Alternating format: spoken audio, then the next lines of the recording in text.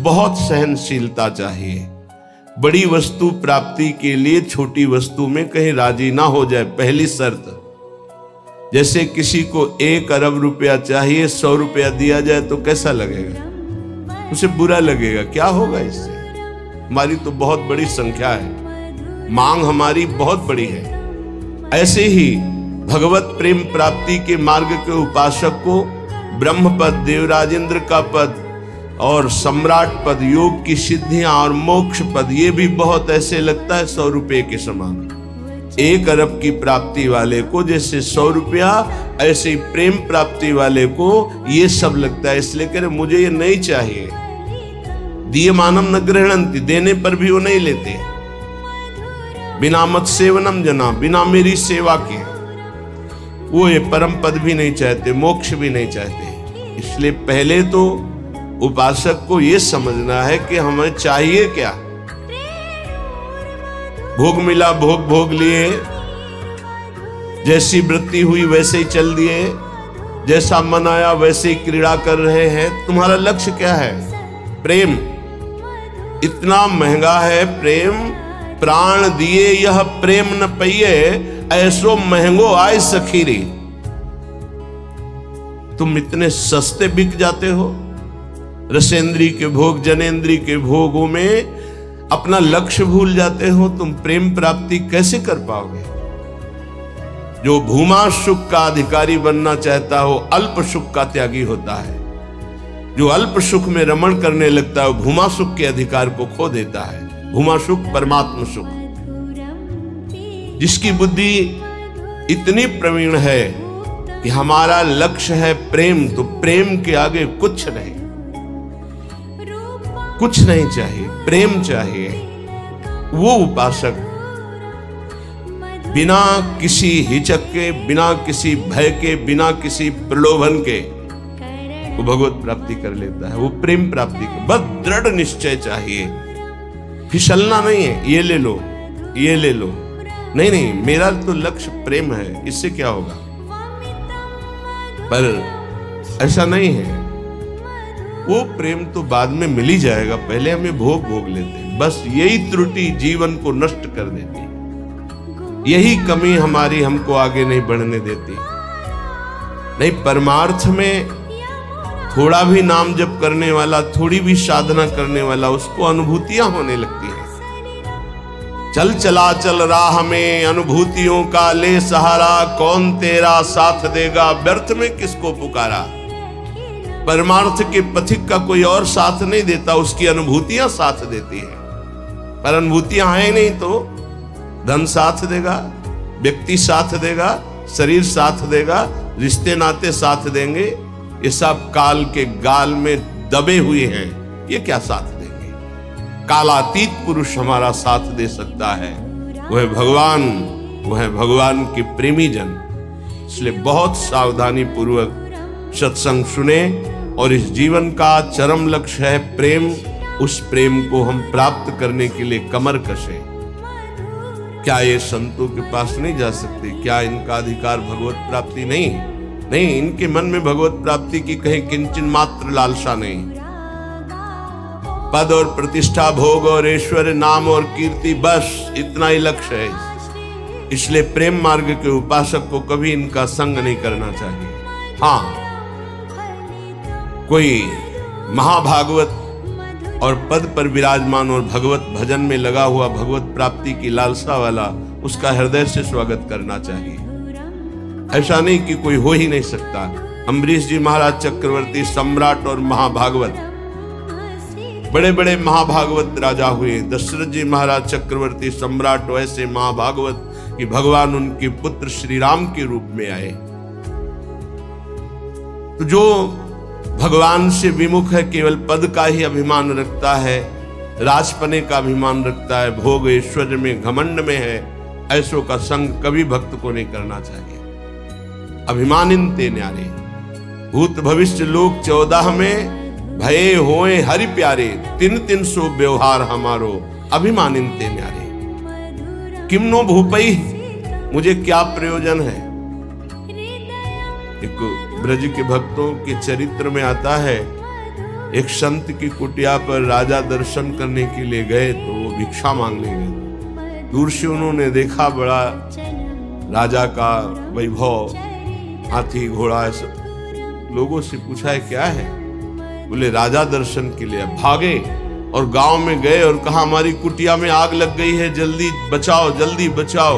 गांव के लोग भागे, वहां गए तो देखा राजा समझ गए। उन्होंने हाथ जोड़ा और कहा महाराज क्षमा चाहते हैं, पर वो महाराज तो भाग गए, ऐसा कहकर वो दर्शन नहीं देंगे, आप चले जाइए यहाँ से। यदि आप अपना मंगल चाहते हैं तो महात्मा को कष्ट मत दीजिए, वो आपसे मिलना नहीं चाहते, आप चले जाइए यहाँ से। वो चले गए। किम भूपै, मुझे क्या प्रयोजन है? जो राजपद के अभिमान में है, किसी भी पद में, उससे क्या प्रयोजन है?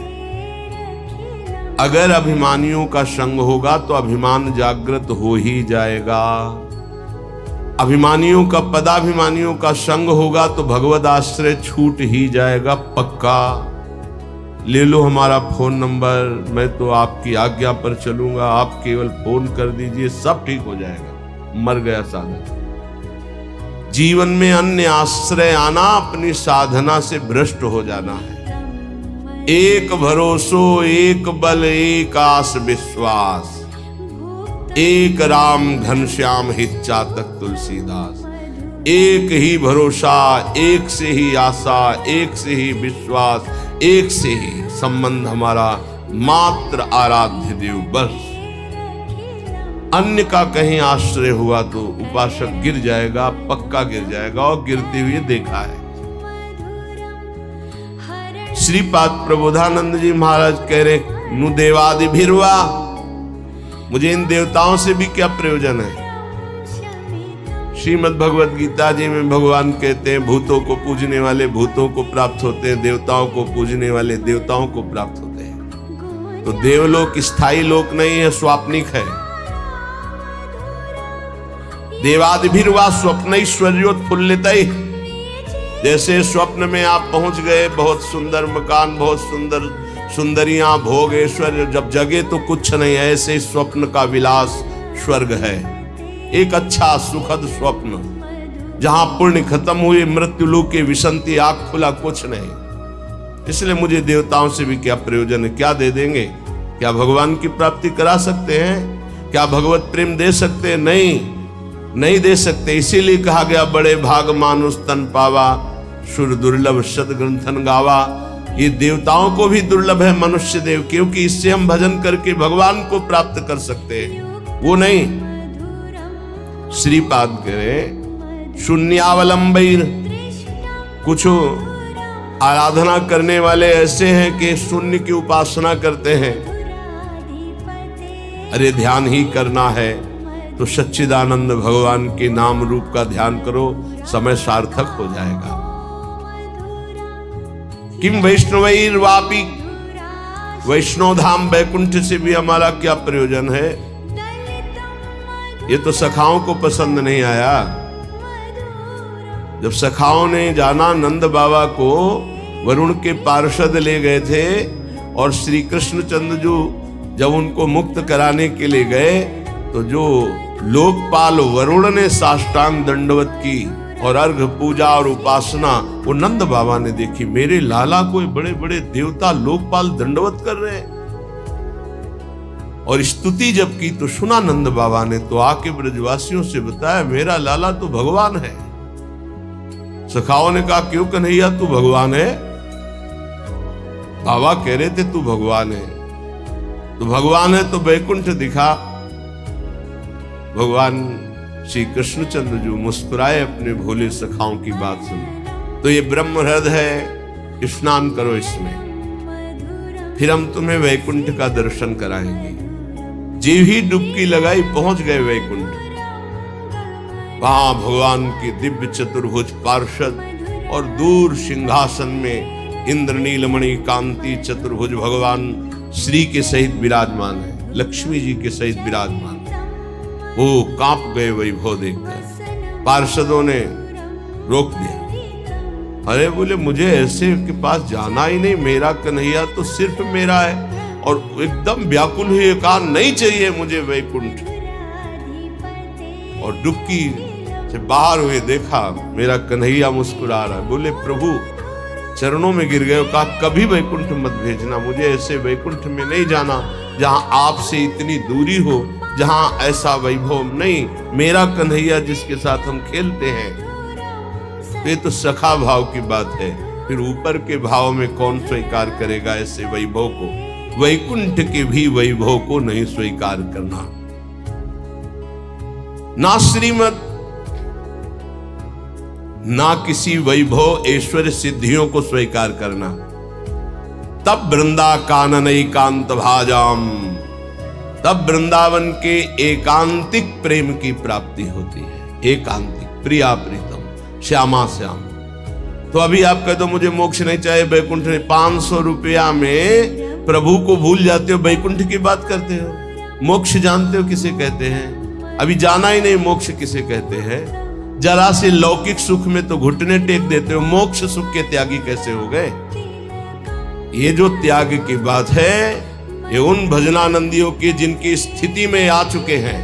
वो चाहे तो वैकुंठ मिल जाए, चाहे तो योग की सिद्धियां मिल जाए, चाहे तो मोक्ष मिल जाए, वो उनका त्याग किए हुए हैं। पहले मर्त सुखों का तो त्याग कर दो, मृत्यु लोक के सुखों का तो त्याग करो अंदर से, तब ऊपर के सुख अपने आप तुमको दिखाई देने लगेंगे। श्रीपाद कह रहे हैं शम सर्वेषाम प्रयासेन दात्री द्वित्रैकांति प्रेम पात्रैक पात्री आनंदात्मा शेष सत्वा निधात्री श्री वृंदाटव्यस्तु मेन्धस्य धात्री। आयास प्रयास से जो सुख मिलता है वो अल्प होता है। जो आप प्रयास करते हो उसे कर्म कहते हैं। कोई भी कर्म प्रारंभ और अंत वाला होता है, तो किसी भी कर्म का फल अनंत नहीं हो सकता। वो प्रारंभ और अंत वाला ही सुख देगा। अनंत सुख की प्राप्ति कर्मों से नहीं होती, कर्मों के त्याग से होती है। जो अपने साधन का भरोसा नहीं रखता है, इष्ट का भरोसा रखता है और खूब साधन करता है, ये दो बातें समझ में नहीं आएंगी। जब हम अहम से साधना करते हैं तो साधना का सुख भोगते हैं। आज हमने परिक्रमा की, आज हमने ये किया, आज हमने ये किया, वो अहम हर्षित होता है, हर्षित होता है। ये भगवत प्राप्ति नहीं करा पाएगा, क्योंकि जब तक अहंकार है तब तक भगवत प्राप्ति नहीं होगी। इसीलिए सर्वेषु साधन वरेश चिरम निराशा। साधन हो रहा है पर मुझे कृपा का भरोसा है लाडली की।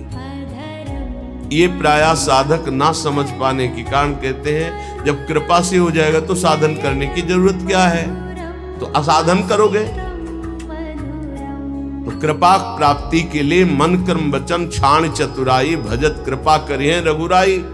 मन कर्म वचन त्रिशुद्ध सकल मत हम श्री हित हरिवंश उपासी। वृंदावन में विराजमान सहचर्यों के मध्य में प्रिया प्रीतम की रात दिन सेवा भजन उपासना परिक्रमा ये सब कर रहे हैं, पर हमें भरोसा लाडली का है, अपने साधन का नहीं है। इस साधन से लाडली मिलेंगी ऐसा नहीं है, नहीं, ये तो सब हो रहा है उनकी कृपा से, पर मुझे भरोसा है मेरी लाडली अपनी कृपा से मुझे मिलेगी। ये जल्दी समझ में नहीं आता, जब तक अहंकार है समझ में नहीं आएगा, आगे समझ में आ जाएगा। करते रहो, जब कृपा हो जाएगी, अहंकार गलित होगा, तब ऐसा अनुभव होगा।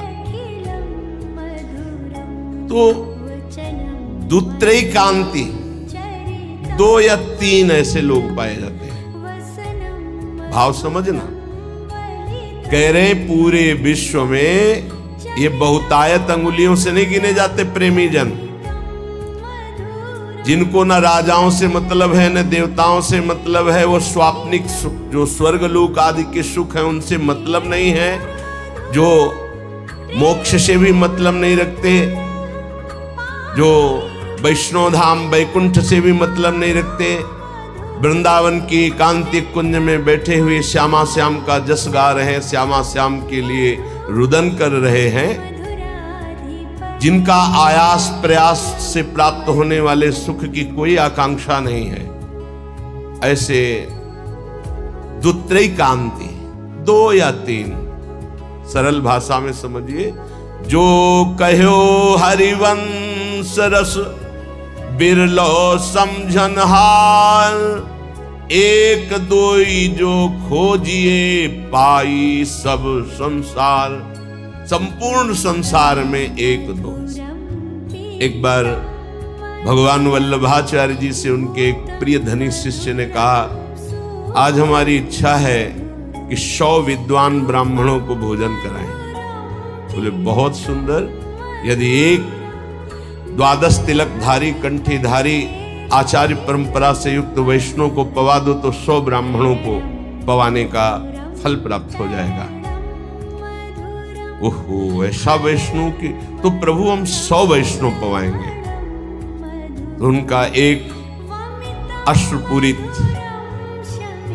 आंखों से अश्रु बह रहे, शरीर पुलकित है, कंठ गदगद है और नाम में रत है, ऐसे प्रेमी मां भागवत को पवा दो तो 100 वैष्णवों के पवाने का तुम्हें फल प्राप्त होगा। तो बोले भगवान 100 प्रेमियों को पवा देते हैं। तो वल्लभाचार्य जी के आंसू आ गए। प्रेमी 100 नहीं, प्रेमी तो 1-2 ऐसे मिलते हैं। कैसे प्रेमी? यहां शर्त है, जिनका ना राजाओं से प्रयोजन है, ना देवताओं से प्रयोजन, ना वैकुंठ से प्रयोजन, ना मोक्ष से प्रयोजन, केवल प्रियालाल के लिए तड़प रहे गदगद सुर, नैना सजल दंपति रस रहे भीन, ई गति वृंदा विपिन में फिरे प्रेम तल्लीन। ऐसे प्रेमी जनों का सानिध्य और दर्शन, ये विशेष भगवान की कृपा होती है, विशेष कृपा। श्रीपाद कह रहे दुखान्येव सुखानि, ये प्रेम प्रेम। विद्य यशो जानी कीर्तिम परा, मन्ये था अधमश्च दुष्परिभवान सम्मानवत् सत्तमयि। दैन्यान्येव महाविभूतिमति सल्लाभान लाभान सदा, पापान्येव च पुण्यमस्ति यदि ते वृंदावनम जीवनम। अगर प्रेम प्राप्ति करना है तो दुखों को गले लगाना सीखो। सच्ची कहते, फिर हृदय की बात कहते हैं। जब सब दुख एक साथ घेरते हैं तभी प्रेम के सहने की सामर्थ्य आती। ध्यान रखना, इस प्रेम को भयानक विपत्ति और रोगों से युक्त करके ही सहा जा सकता है, अन्यथा नहीं। ये सबकी समझ में नहीं आएगा, भयभीत मत होना। इसका समन ही होता भयानक कष्ट में। भयानक कष्ट की स्थिति में ही प्रेम का समन होता है। वो चाहे जैसे स्वस्थ शरीर वाला हो, जहां प्रेम का प्रादुर्भाव होगा, भारी बाहरी विपत्ति और आंतरिक, तभी वो प्रेम का समन होता है, उसका पारा चढ़ता है और भगवान को अधीन कर लेता है।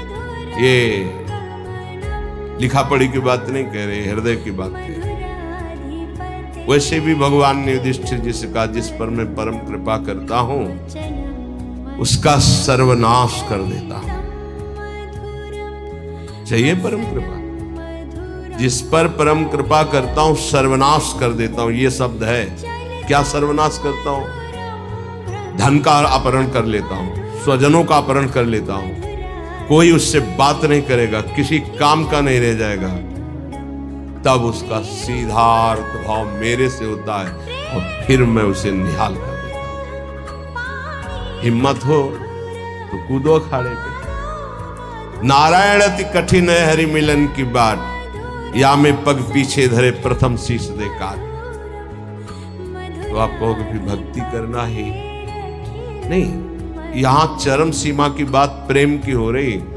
श्री कृष्ण का प्रेमी ऐसा वैसा नहीं होता, टिकली बुंदा वाला नहीं होता, चूड़ी घांगरा वाला नहीं होता, वो परमहंस होता है। इनसे श्री कृष्ण रीझने वाले नहीं। चमड़े की चिकनाहट से अज्ञानी रीझता है, ज्ञानी नहीं, वो तो ज्ञान समुद्र है, सच्चिदानंद। ये जो बहुत बुरी तरह से है, वो तो अपने सब दर्शन होते हैं। जब सुबह मंगला में आते तो सब प्रकार के भगवान के दर्शन होते, विराट रूप के, छोटा बड़ा मंझोला रुद्र प्रेमी सब तरह के दर्शन होते। उसमें जैसे वो जो लाल लाल ऐसे तो बहुत ही बुरा लगता है, ऐसे तो धो के मुंह खड़े हो जाते तो अच्छा लगता। अरे इस शरीर को सजाने से श्री कृष्ण मिलते हैं भैया। बढ़िया रज यमुना किनारे के मुंह में लगा के आते तो दर्शन मात्र से हृदय शीतल हो जाता है, निष्पाप हो जाते हैं ऐसे दर्शन से। जैसे कुछ साधक ऐसे करके ऐसे दर्शन मात्र से निष्पाप हो जाओ, क्योंकि वो रज लगी जो शिव शनकादि की याचना करते हैं। कुछ ऐसे उपासक जिनको कहते हैं कि रज लगाइए मस्तक पर भरकर, तो उनको बेइज्जती लगती है। ऐसे पतला और गोरा चिकना शरीर रख लो, इसको रखे रहना, इसकी दुर्दशा होगी। अभी नहीं मान रहे हो ना? नहीं, बाल तो नहीं मुड़वा सकते, बाल नहीं, एक भी शरीर का कोई अंश तुम्हारा ठीक नहीं बचेगा, आग लगा दी जाएगी इस शरीर में जितना दुलार करते हो। मान ले अभी मान लो तो जान जाओगे तो पा जाओगे, फिर कुछ पाना बाकी नहीं रहेगा। मान लो इस चमड़ी और दमड़ी से जिसने अपनी प्रीति हटा दी वही प्रिया प्रीतम से प्रीति कर पाता है। रुपया, भोग, शरीर यही बाधक है भगवत प्राप्ति में, यही समझना है। दुखान्य व सुखानि, इस मार्ग का उपासक दुख को सुख मान करके चलता है। ये बहादुरों का मार्ग है। हम तो धन्यवाद देते हैं कि आप ऐसा सत्संग सुन रहे हैं, नहीं तो प्रायः इतना दान करो तो ये मिलेगा, इतना करो तो ये मिलेगा, यही सुनने के लिए तैयार है। लेकिन ये आप सुन रहे हैं, हमारे ऊपर बड़ी कृपा कर रहे हैं, क्योंकि आप सुन रहे हैं तो सुनाने का उत्साह बढ़ रहा है, इसे सुनने की योग्यता खो दी है। आज हमारी समाज सत्य सुनने की योग्यता खो दी है, क्योंकि अंदर मनमानी आचरण तो कौन सुनेगा इनको। शास्त्र रखे के रखे रह जाते हैं। सुनाने वाला चाहता है आपका मनोरंजन, आप चाहते हैं अपने मन का मनोरंजन। दोनों के तार मिल गए तो तालियां बजती हैं। यहां तालियां नहीं बजा सकते हो, यहां मन को बजाना पड़ेगा, यहां मन को भंजन करना पड़ेगा। और यहां बैठ के सुन रहे हो, इसका मतलब बड़ी कृपा है आपके ऊपर। जब द्रवई दीन दयालु राघो तो साधु संगति पाइए। दुखान्य व सुखान विद्य अपयशो जानी ही कीर्तिम पराम। ध्यान से, प्रेम मार्ग के उपासक को जब दुख मिलता है तो सुख की प्राप्ति होती है। पक्का पर यह समझ में नहीं आएगा। भारी जब दुख की, आप क्या समझते हैं, भारी दुख की स्थितियों को देखा गया, तब जाकर के उस परम सुख में चढ़। ये बहुत वैज्ञानिक तरीके से अनुभव की बात कह रहा हूं कि पावर चाहिए ऊपर चढ़ाने के लिए। जैसे कोयला झोंका जाता है, उससे अग्नि बनती थी, तब इंजन में पावर से वो रेल चलती थी। बाष्प भाप जो है बटलोई के ढक्कन को उठा दिया, उसके ऊपर उसने 100 ग्राम वजन में उसको उठा दिया, फिर आधा किलो वजन रखा, उसको उठा दिया। उसी से उसको लगा कि इससे तो बहुत बड़ा कार्य किया जा सकता है। तो ये कक्षा 4-5 की कक्षा में पढ़ाया गया था कि वो इंजन का निर्माण किया, कोयले की इंजन, उसी से रेल बनी। उसका हमें नाम स्मरण है, जेम्स वाट, हाँ ऐसे कुछ नाम। ऐसे ही आप बिल्कुल ऐसे ही समझिएगा। जब साधक के जीवन में दुख की भारी चारों तरफ, तो उसकी अध्यात्म शक्ति जागृत होती है। हर भरोसा टूट जाता है, एक भरोसा केवल श्री भगवान का, तो वो पावर से उसके मन की गति परमात्माकार हो जाती है। इसीलिए कुंती जी बहुत सोच समझ के कह रही, मुझे पग पग पर दुख चाहिए, क्योंकि दुख में तुम्हारे सानिध्य का अनुभव होता है। ये हम कृपा मनाते हैं, भगवान की कृपा मनाते हैं। इसने वो बाजी जितवा दी जो कभी साधना में नहीं जीत सकते थे, कभी नहीं। ये खुद निज अनुभव ये कहूं खगेशा, वो भगवान ने जीता। इसीलिए बड़े बड़े महापुरुषों के चरित्रों को पढ़ के देखो, प्रतिकूलता का जाल बिछ जाता है उनके जीवन में। भगवान ऐसा क्यों करते? अध्यात्म की जितनी ऊंचाई पर चढ़ा हुआ महापुरुष है, उतनी भारी कसौटी कसी गई। संपूर्ण आश्रय भरोसे सबका नाश होकर एक भरोसा केवल प्रभु, वहीं जो दिव्यता होती वो वही होती। ये पढ़ने से लिखने से साधन, यह गुण साधन ते नहीं हुई, तुम्हारी कृपा पाव कोई। यदि तुम्हारे जीवन में विपत्ति दुख और संकट घिर जाए तो भगवान को कोसना नहीं, इसलिए बता रहे